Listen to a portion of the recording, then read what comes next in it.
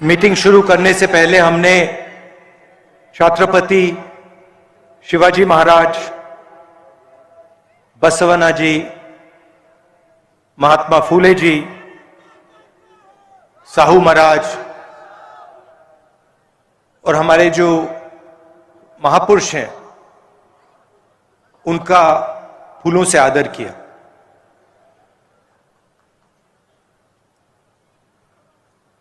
ये जो हमने आदर किया,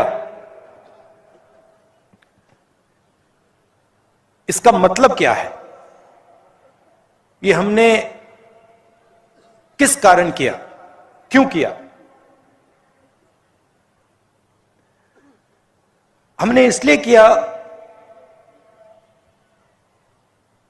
क्योंकि इन लोगों ने अपनी जिंदगी, पूरी की पूरी जिंदगी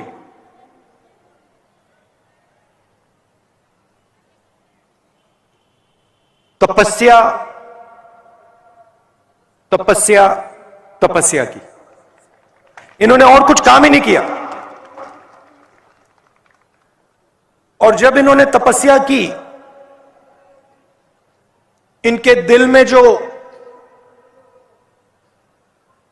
थोड़ा सा अहंकार था, उस तपस्या ने उस अहंकार को मिटा दिया, खत्म कर दिया, समाप्त कर दिया। और फिर इन महापुरुषों और जनता का जो रिश्ता था,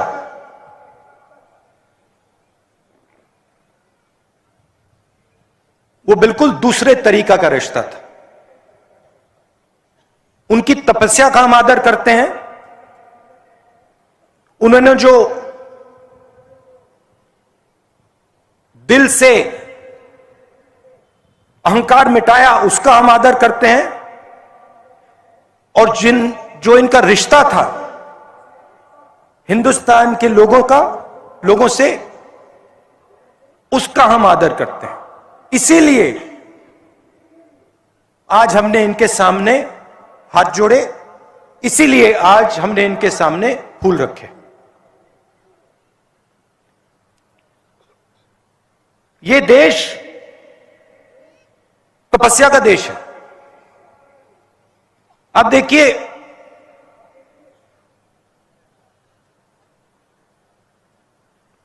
जिनके भी सामने हम हाथ जोड़ते हैं, वो सब के सब तपस्वी हैं। गांधी जी को देखिए,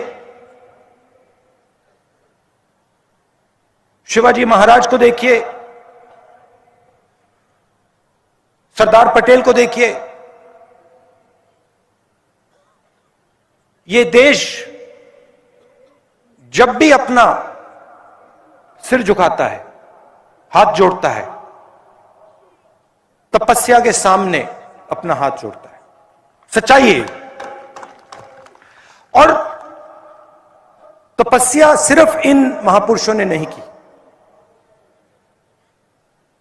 मैंने कहा, यह देश तपस्वियों का देश है।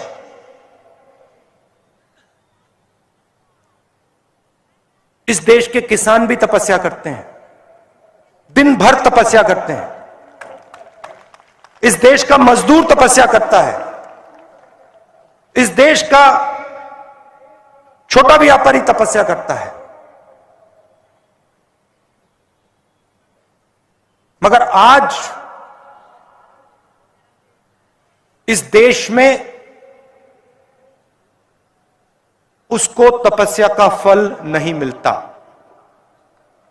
वो मर जाए, पिस जाए, 24 घंटा काम करे, उसे तपस्या का फल नहीं मिलता। पूरा का पूरा फायदा जो किसानों को मिलना चाहिए,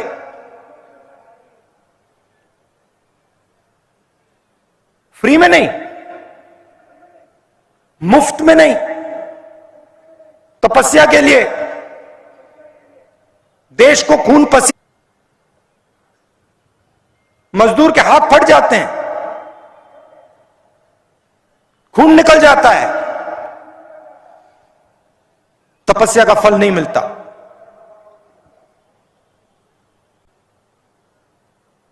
नरेंद्र मोदी जी ने कुछ साल पहले नोटबंदी की।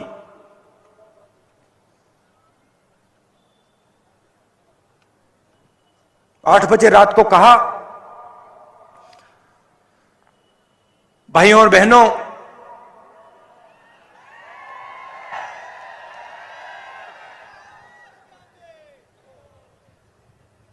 भाइयों और बहनों, मैं 500 रुपए, 1000 रुपए का नोट रद्द कर रहा हूं।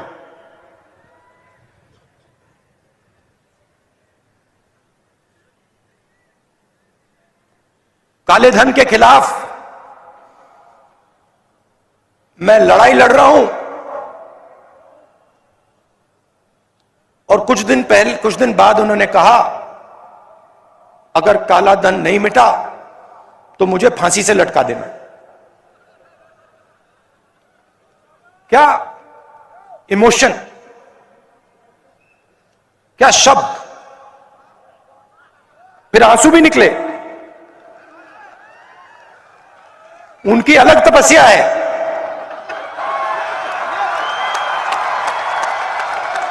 तपस्या है मगर अलग है।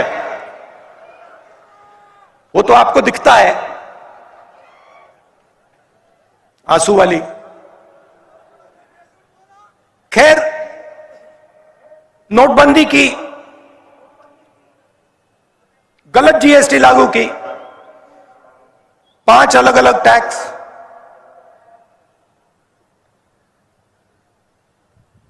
28% तक टैक्स। आजाद हिंदुस्तान में पहली बार किसानों पर टैक्स, फर्टिलाइजर पर टैक्स, उनके औजारों पर टैक्स। आपकी सड़कों पे मैं चल रहा हूं,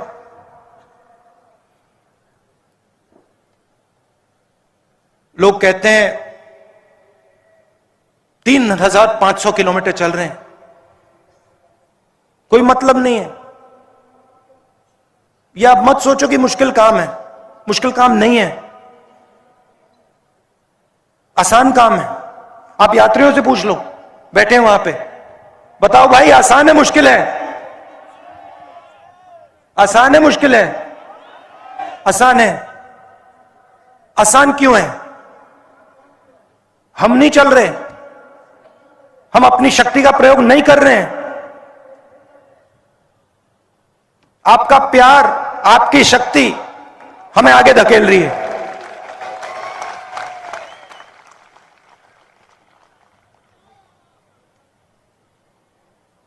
सुबह उठते हैं, आज 6 बजे से हम चल रहे हैं, 8 बज गए, थकान नहीं है। अजीब सी बात है। आप उनसे पूछो, सही बोल रहा हूं ना? बोल रहा हूं ना सही? थकान नहीं है। ये पूछते हैं मुझे, जब मिलते हैं पूछते हैं, राहुल जी ये क्या हो रहा है, हमें थकान क्यों नहीं हो रही? थकान इसलिए नहीं हो रही है क्योंकि हिंदुस्तान की शक्ति आपके पीछे है, किसानों की शक्ति आपके पीछे है, मजदूरों की शक्ति आपके पीछे है। कैसे होगी थकान? हो ही नहीं सकती। हम सड़क पे चलते हैं, आपसे मिलते हैं, 7-8 घंटे चलते हैं, किसानों से मिलते हैं, युवाओं से मिलते हैं, मजदूरों से मिलते हैं, स्टूडेंट से मिलते हैं, सबसे मिलते हैं, आपकी बात सुनते हैं, आपका दर्द समझते हैं। मैं अकेला नहीं,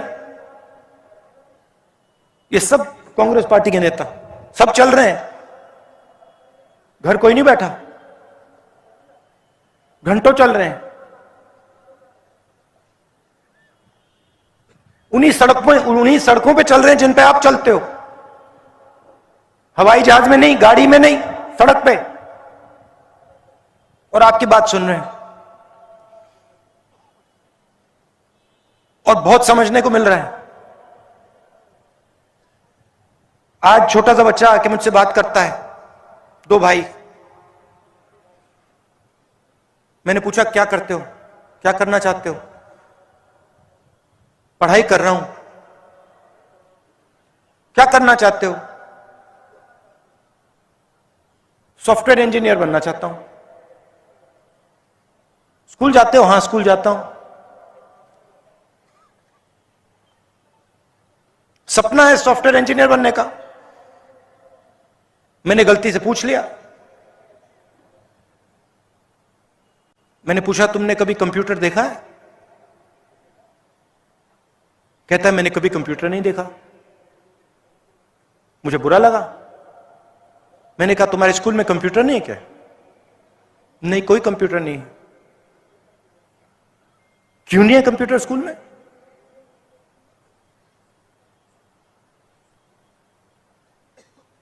क्योंकि हिंदुस्तान का पूरा धन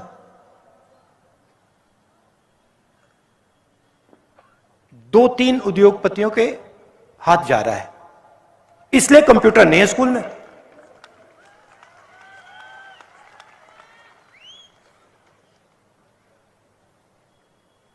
और वही बात किसान के साथ एमएसपी नहीं मिलती। क्यों नहीं मिलती? कर्जा माफ नहीं होता। क्यों नहीं होता?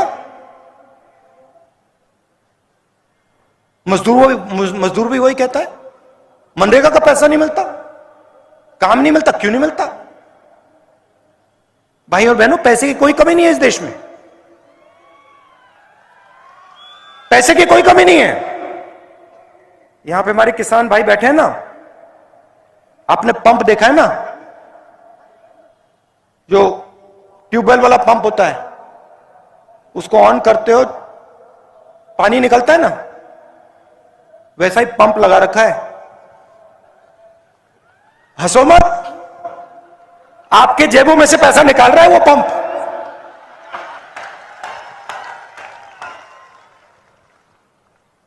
उधर बटन दबता है, दिल्ली में, बंबई में, मुंबई में बटन दबता है, पंप चालू होता है, किसानों के जेब में से पैसा निकलता है, मजदूरों के जेब में से पैसा निकलता है। नोटबंदी की, जीएसटी लागू की, आप किसी भी छोटे व्यापारी से पूछ लो, किसी भी स्मॉल और मीडियम बिजनेस वाले से पूछ लो। आज मेरे साथ चले, मैंने पूछा भैया बात बताओ, नोटबंदी से पहले आप कितने लोगों को रोजगार देते थे? कहता है 300। मैंने कहा नोटबंदी और जीएसटी के बाद आप कितने लोगों को रोजगार देते हो? कहता है 50। मैंने कहा वो जो 250 लोग थे उनका क्या हुआ? कहता है मुझे नहीं मालूम।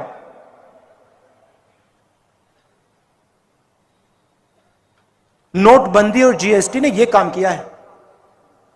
जो हिंदुस्तान की रीढ़ की हड्डी थी,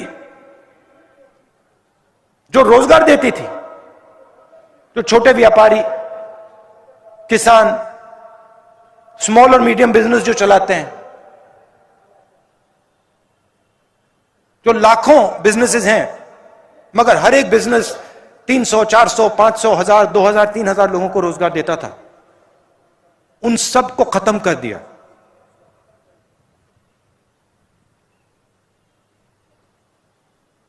खत्म।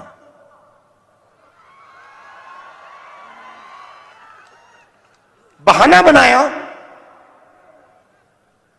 कि काले धन को हम मिटा देंगे और हिंदुस्तान की रोजगार की रीढ़ की हड्डी को तोड़ दिया। मैं पूछता हूं आपसे, कितने 8 साल हो गए नोटबंदी के बाद? 8 साल हो गए ना? 6 साल, 6 साल हो गए, काला धन गायब हो गया, खत्म। बाय बाय ना। काला धन बढ़ गया 15 लाख।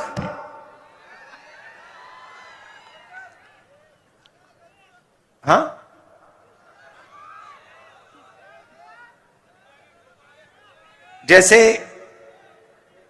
जैसे आपके जो बड़े प्रोजेक्ट्स हैं ना, महाराष्ट्र से गायब हो रहे हैं।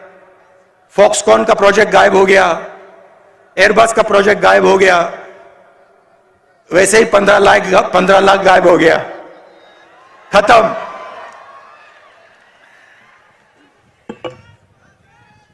और ये जो इनकी पॉलिसीज हैं, इससे डर फैलता है। आप किसान को एमएसपी ना दो, किसान का कर्जा माफ मत करो, उसको सही रेट ना दो, उसके दिल में भय पैदा होता है। आप युवा से कहो कि देखो, तुम्हें हम रोजगार नहीं देंगे, तुम्हारे माता पिता ने तुम्हारी शिक्षा में लाखों रुपए डाले हैं, मगर तुम्हें रोजगार नहीं मिलेगा, उसके दिल में डर पैदा होता है। मजदूर से कहो मनरेगा बंद कर देंगे, उसके दिल में डर पैदा होता है। और इस डर को नरेंद्र मोदी जी और बीजेपी नफरत में बदलते हैं। ये काम करते हैं और इसके खिलाफ, डर के खिलाफ और नफरत के खिलाफ, ये हमने भारत जोड़ो यात्रा शुरू की है।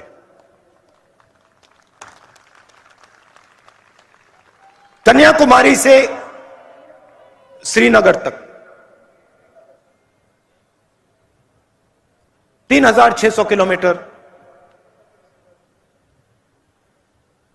पैदल। और आप पूछ लो, बहुत मजा आ रहा है सबको, कुछ कष्ट नहीं हो रहा। आपसे मिल रहे हैं, आपसे सीख रहे हैं, बहुत मजा आ रहा है। और इस यात्रा को कोई शक्ति नहीं रोक सकती। ये जाएगी श्रीनगर, वहां पे तिरंगा फहराएगी।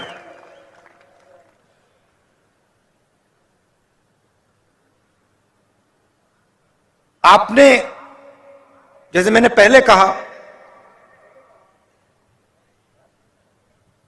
अपनी पूरी की पूरी शक्ति,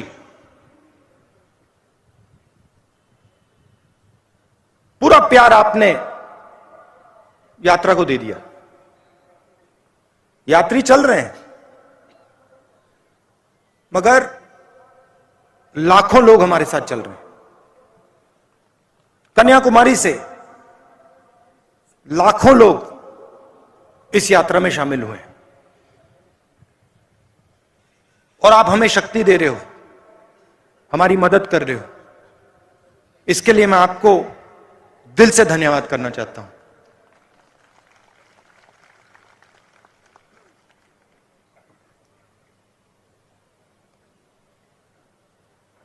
बहुत अच्छा लग रहा है।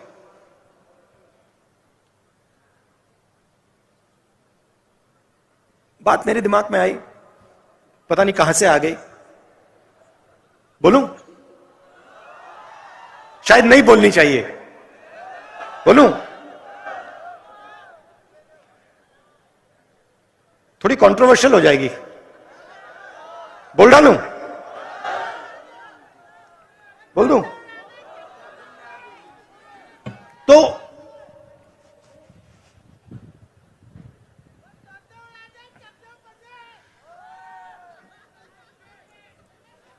बताता हूं, बोल देता हूं। चलो,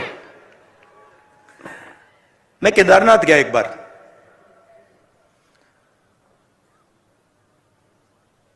वहां के हमारे चीफ मिनिस्टर थे, उन्होंने मुझे कहा कि देखो, केदारनाथ जाना है। मेरे ऑफिस में आए, उन्होंने कहा केदारनाथ जाना है, तो कह रहे थे मुझे मैंने सुना और पता नहीं मेरे मुंह से बात निकल आई, एकदम बात निकली। उन्होंने मुझे कहा कि देखो, आप हेलीकॉप्टर से केदारनाथ जा सकते हो। जैसे ही उन्होंने ये बोला, मैंने कहा मैं हेलीकॉप्टर से केदारनाथ नहीं जाऊंगा।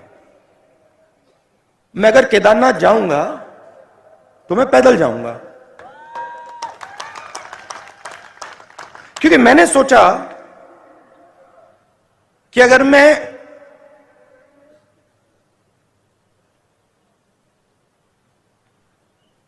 शिव के मंदिर में जा रहा हूं, जो मतलब मैंने तपस्वी की बात की, जो सबसे बड़े तपस्वी थे, अगर मैं उनके घर जा रहा हूं तो हेलीकॉप्टर में जाने का कोई मतलब ही नहीं है। मतलब मैं तपस्वी के यहां जा रहा हूं और मैं 15 किलोमीटर तपस्या नहीं कर सकता क्या? तो मैंने कहा देखो, मैं जाऊंगा मगर हेलीकॉप्टर लेकर नहीं जाऊंगा, पैदल जाऊंगा। कहते हैं ठीक है। मैं पैदल गया। पैदल गया, वहां पे बहुत अच्छा लगा। बड़ी ठंड थी। 16-17 किलोमीटर है, मतलब पता लगता है कि मतलब केदारनाथ जा रहे हैं, पता लगता है। मैं वहां पहुंचा, वहां पे कोई उद्घाटन था। जैसे मैं मंदिर में घुस रहा था, वहां पे एक आरएसएस के नेता मिले।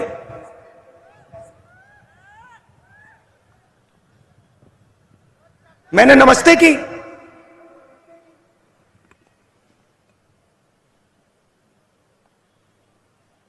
कैसे कहूं, सीधा बोल देता हूं, वजन उनका काफी था, तकरीबन देखो 100 किलो तक था। तो हम अंदर जा रहे थे और उनके पास, उनके साइड में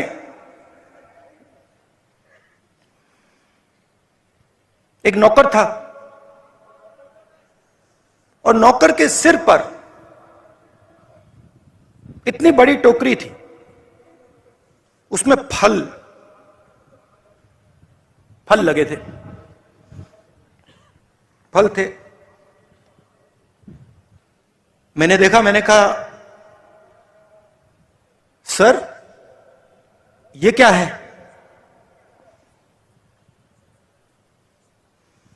कहते हैं ये मैं फल शिव जी के चरणों पे डालने के लिए लाया हूं। एकदम मैंने सोचा, आप नहीं लाए हैं, आपका नौकर लाया है। मगर जो दिल में होता है, मैं कभी कभी बोलता नहीं हूं। चुप हो गया मैं। मैंने कहा बहुत अच्छा।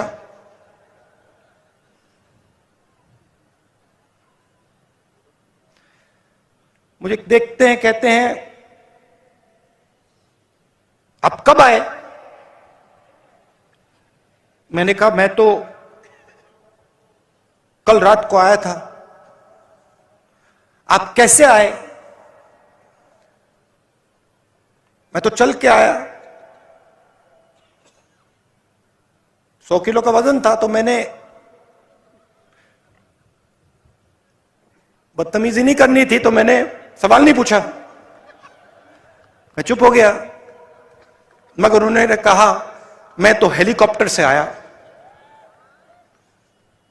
मैंने सोचा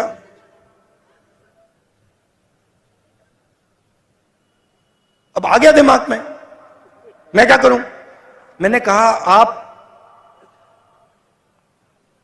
सबसे बड़े तपस्वी के घर आए हैं। बोला नहीं, आप सबसे बड़े तपस्वी के घर आए हैं, मतलब दुनिया का सबसे बड़ा, और उसके घर आप हेलीकॉप्टर से आए। कुछ नहीं कहा, चुप हो गया। चलिए, हम गए, धक्का मुक्की हुई वहां पे। मुझसे बुजुर्ग थे तो मैंने कहा आप आइए।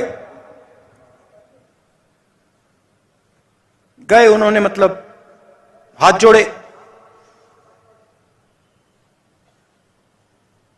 पूजा हुई, मैंने भी हाथ जोड़े,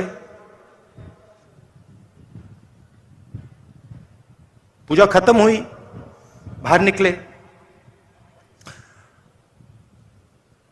मुझे कहते हैं राहुल जी, आपने शिव जी से क्या मांगा?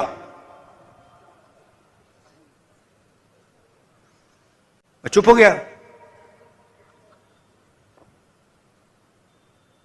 मैंने कहा भाई साहब आप बताइए आपने क्या मांगा? मैंने सोचा पहले उनसे पूछ लेता हूं।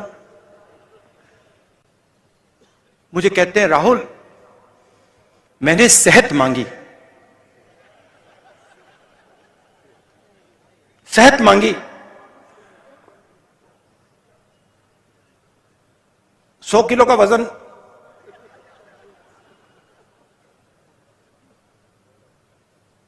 शिव जी से सेहत मांगी। अगर आप केदारनाथ पैदल आ जाते सेहत मिल जाती।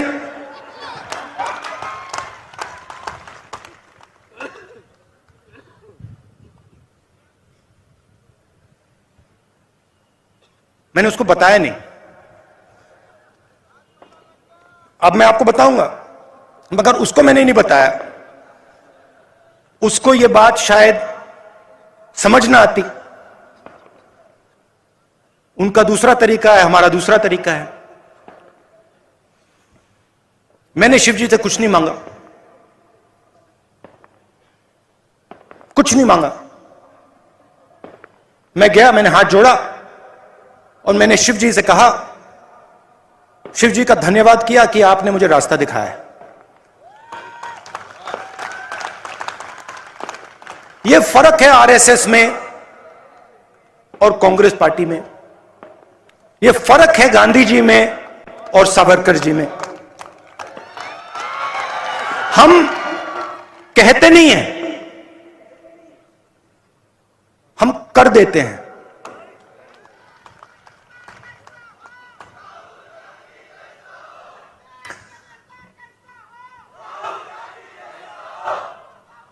और ये जो मैंने बोला आप सब समझोगे। देखो हमारे सारे कार्यकर्ता हैं, हमारे सारे नेता हैं, ये आप सब समझ जाओगे। ये जो महापुरुष हैं, शिवाजी महाराज, फूले जी, अंबेडकर जी, गुरु गोविंद सिंह जी, मौलाना आजाद जी, जब हम इनके सामने हाथ जोड़ते हैं, हम इनका धन्यवाद करते हैं। हम इनका इसलिए धन्यवाद करते हैं कि इन्होंने हमें रास्ता दिखाया है, इन्होंने हमें जीने का तरीका दिया है। तो यह मैं आपसे कहना चाहता था।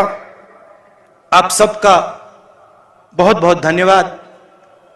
आपने इतना प्यार दिया, इतनी हमारी मदद की। नमस्कार, जय हिंद।